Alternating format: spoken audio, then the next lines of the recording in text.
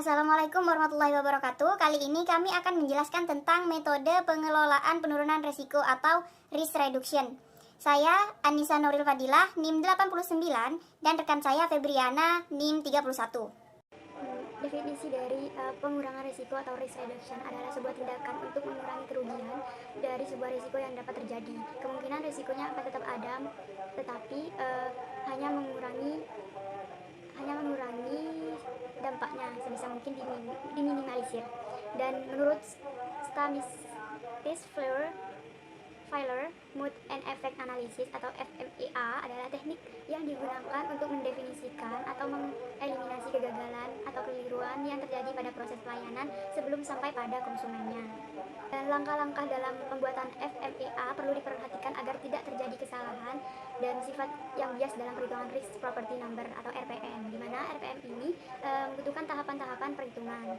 Berikut merupakan tahapan-tahapan perhitungannya yang sudah dicantumkan dalam PPWT tersebut, di mana yang pertama untuk melakukan peninjauan, kedua menentukan potensi kegagalannya, yang ketiga membuat daftar dampak dan setiap potensi kegagalannya, yang keempat memberi penilaian severity, dan yang kelima memberi penilaian occurrence, dan yang keenam memberi penilaian detection atau kemampuan mendeteksi, yang ketujuh melakukan kalkulasi atau perhitungan risk property number dengan rumus RPN sama dengan S kali O kali D sama kali D kali 1, di mana S merupakan severity rating, O occurrence rating, D detection rating. Dan yang terakhir, tahapan yang terakhir adalah memberi prioritas pada nilai risk property number atau RPN tertinggi untuk dilakukan perbaikan kembali.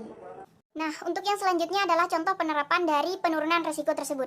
Di sini kami mengambil contoh dari jurnal yang berjudul Penurunan Risiko pada Proses Impor di PT X.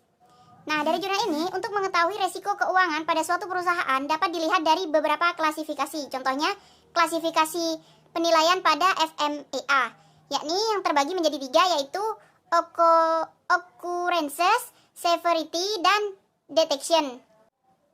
Klasifikasi occurrences merupakan jumlah terjadinya selisih setiap dokumen. Yang kedua adalah proses klasifikasi severity atau tingkat keparahan yang dilakukan berdasarkan denda yang dikenakan.